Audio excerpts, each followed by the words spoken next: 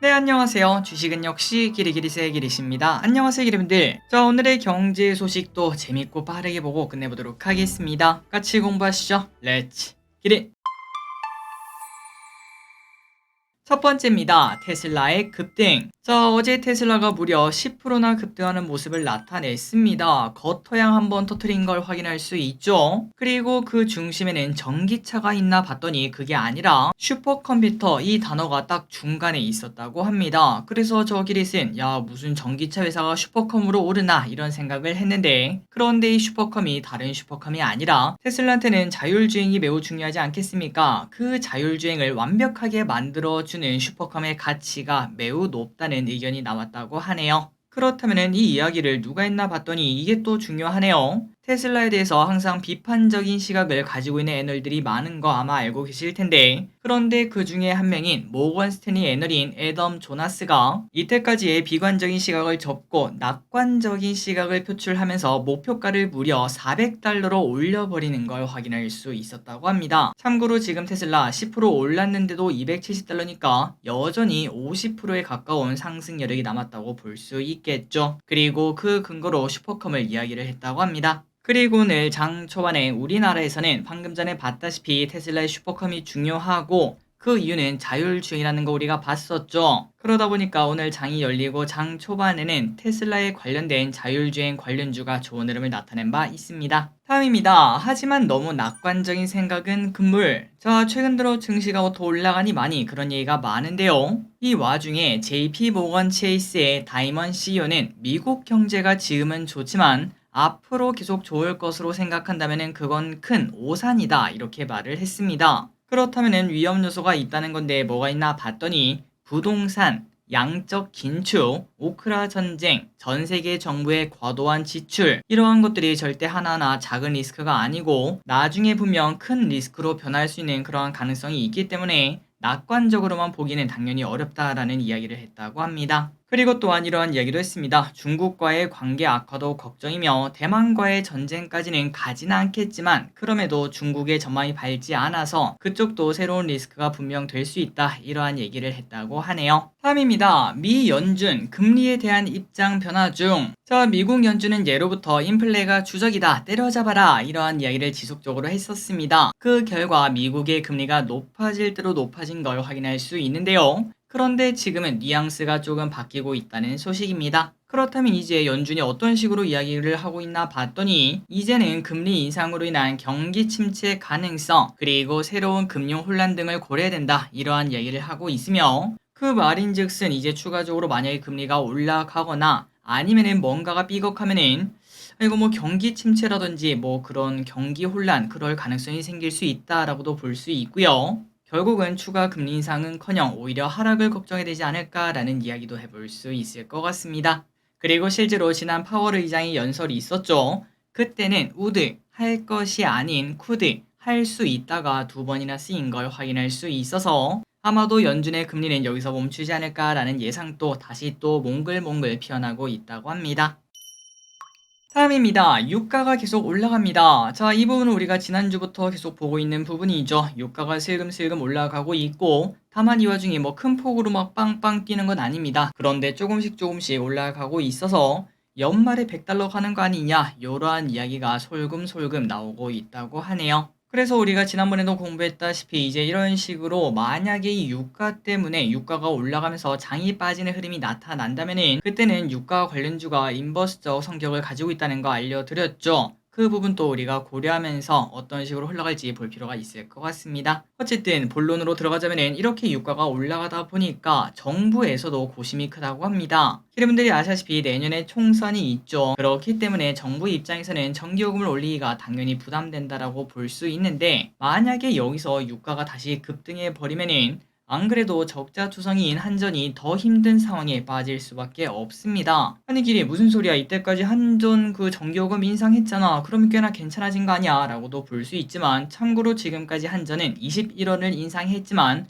그런데 계산상으로는 30원이나 앞으로 더 올려야 수지타산이 맞다고 합니다. 그런데 지금 3분기 때 전기요금이 동결이 되었죠. 그리고 앞으로도 동결 가능성이 분명히 있었는데, 하지만 이 와중에 유가가 올라가다 보니까 정부 입장에서는 고민이 많아지며 올리지도 못하고 동결도 못하는 그러한 상황에 처해 있는 걸 확인할 수 있다고 합니다. 그런데 개인적으로 유가가 올라가면 당연히 올리는 게 맞다라고 저는 생각하고 있습니다. 자, 그렇다면 공기업 이야기를 한번 쓱 보고 넘어가도록 하겠습니다. 공기업은 적자만 보는 곳인가요? 자, 한국전력의 적자가 큰 거 알고 계실 거라고 생각합니다. 정확한 숫자를 보면 전기요금이 올랐는데도 불구하고 올해 무려 6.4조 원이나 적자라고 합니다. 그러니까 어떻게 보면 우리가 지금 쓰는 전기 있죠? 우리가 쓰면 쓸수록 사실상 우리한테는 이득이라고 볼 수 있고 그 돈을 한전이 대신 내고 있구나, 결국은 정부가 내고 있구나, 뭐 이런 얘기도 해볼 수 있을 것 같습니다. 그만큼 상황이 나쁜 걸 확인할 수 있는데, 그런데 중요한 거는 다른 공기업도 금액은 다르지만 적자 행진을 보여주는 곳도 많다고 하네요. 자, 그렇다면 어디가 있는가? 바로 대표적인 게 코레일. 마이너스 4천억 적자가 올해 예상이 되고, 또한 한국지역 난방공사도 마이너스 2천억 등 여러분들이 아시다시피 에너지 관련 쪽은 거의 다 적자인 거 아마 알고 계실 거라고 생각합니다. 그런데 우리가 이런 생각을 해볼 수 있습니다. 한일길이 에너지는 뭐 그렇다 쳐, 요즘 들어 뭐 변동이 너무 컸잖아. 그래서 에너지는 뭐 이해를 하겠는데 코레일은 무슨 적자가 4천억이나 되냐 라는 생각을 해볼 수 있겠죠. 그래서 저 기리시 한번 찾아봤습니다. 왜 코레일은 무려 4천억이나 적자인가 봤더니 두 가지 이유가 있다고 해요. 선로 사용료, 그 다음에 동결 요금, 이렇게 두 가지가 있는데 저 기릿은 이제 여기에 대해서 잘 모르다 보니까 잘 이해가 안 가긴 했지만, 코레일이 열심히 돈을 벌어봐야 그 돈 전부 다 철도 공단한테 갖다 준다고 합니다. 그 이유가 바로 선로 사용료죠.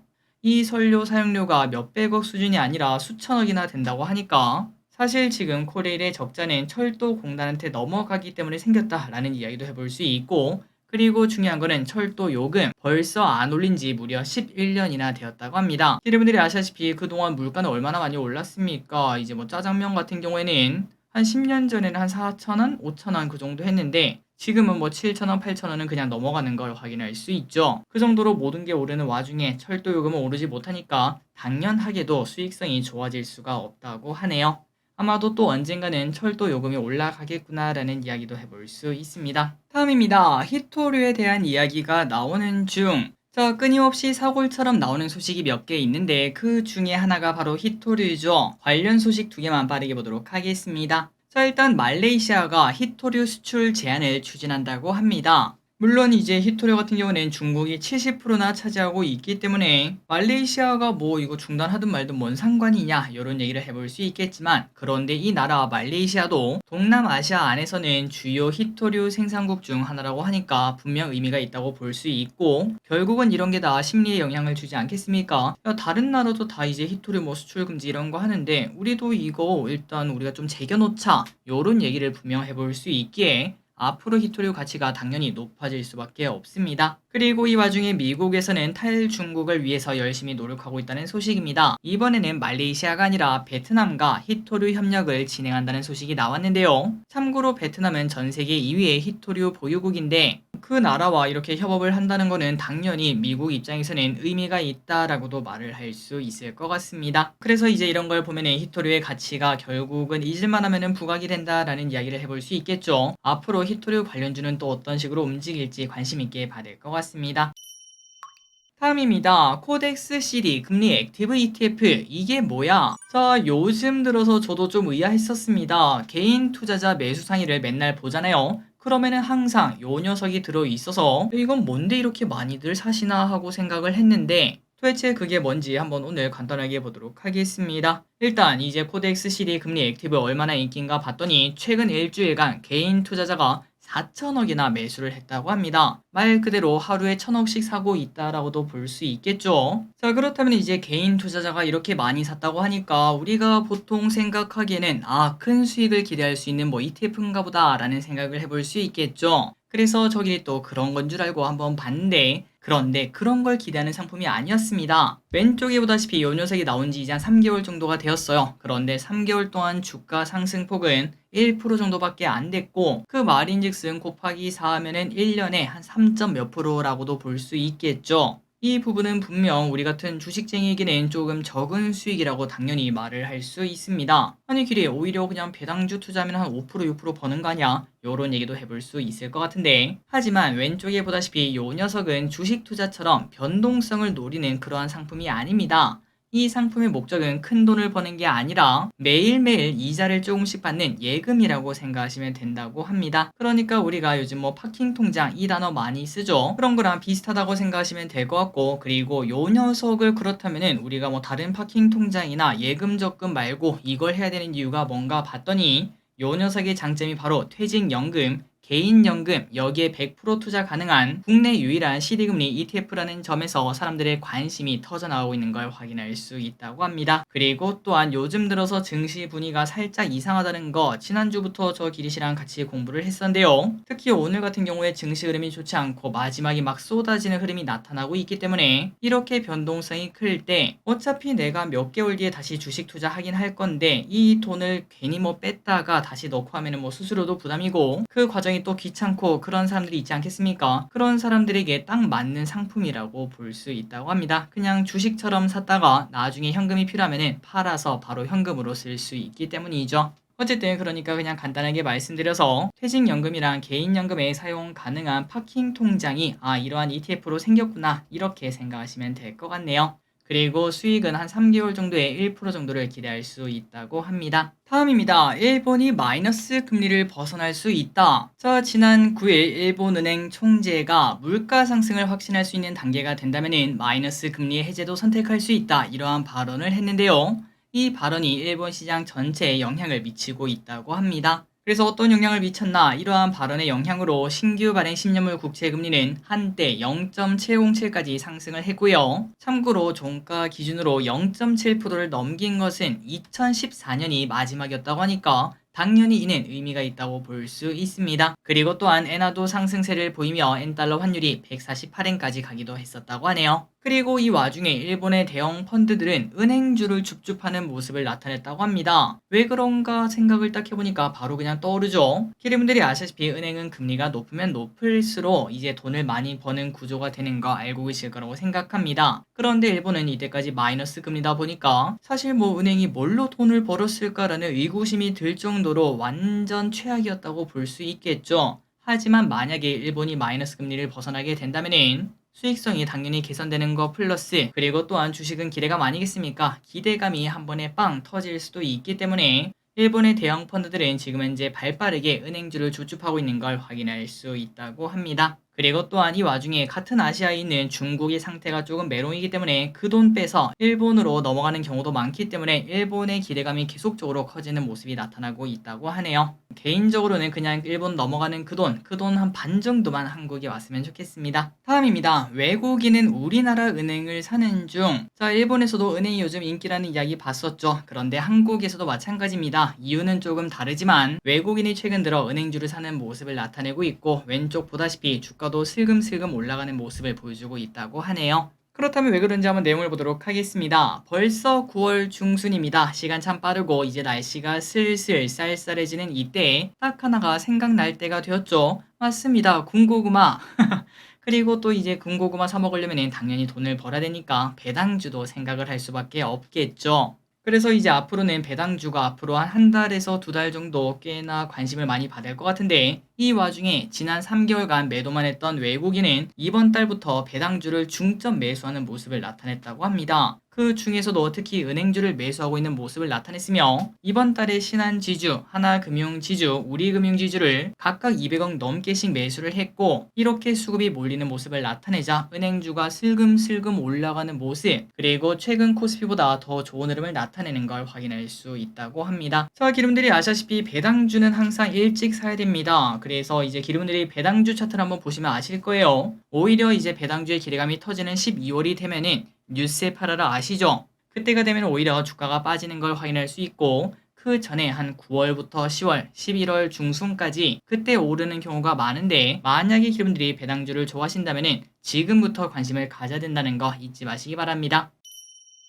다음입니다. 2차전지 잔혹사. 오늘 드디어 우리나라에 처음으로 2차전지 인버스 ETF가 등장을 했습니다. 그리고 오늘 에코프로 친구들의 주가 하락으로 인버스는 첫날부터 빨간불을 켰는데요. 물론 앞으로의 방향은 우리가 알 수가 없습니다. 한 달 전이란 모를까 지금은 좀 많이 조정받은 부분이 있기 때문에 충분히 기술적 반등으로 몇 프로 오르는 건 당연히 일도 아니다라고 말을 할 수 있겠죠. 그리고 이 와중에 많은 분들은 개인 투자자는 아마도 2차전지 편일 거다라고 생각을 하실 것 같은데 꼭 그렇지는 않다고 합니다. 혹시 여러분들 알고 계셨나요? 개인 또 공매도를 칠 수 있는 거. 아마도 이제 몇몇 여러분들은 아 그래 개인 또 칠 수 있어 라고 말씀하실 것 같고, 그리고 또 많은 분들은 아 알고 있지 그런데 내가 직접 쳐본 적은 없어 이렇게 말씀하실 것 같습니다. 그런데 최근 들어 개인 투자자들의 공매도도 생각보다 많아지고 있으며, 숫자를 보자면 연간 기준 최대 수준에 이른 것으로 보인다고 하니까 공매도에 대한 관심이 그만큼 많아졌다라고 볼 수 있고, 그 말인즉슨 야 얘는 진짜 고평가다 공매도 쳐야겠다 이러한 생각을 하게 만드는 그러한 기업이 있었다는 소리겠죠. 그게 뭔가 봤더니 바로 2차전지와 포스코 그룹이었다고 합니다. 그러니까 어떻게 보면 개인분들이 그렇게 사랑했던 2차전지, 하지만 그만큼 2차전지가 떨어지길 바랬고 또 떨어지길 예상하는 그러한 개인분들도 많다는 걸 확인할 수 있다고 하네요. 다음입니다. 이 소식이 좀 중요하겠죠. 여러분들 참고하시면 될 것 같습니다. 용의 꼬리에서 뱀의 머리로. 자, 9월 달에는 코스피 시가총액 규모별 지수 정기 변경이 진행됩니다. 지난 3개월 동안 평균 시총 순서대로 1등부터 100등은 대형,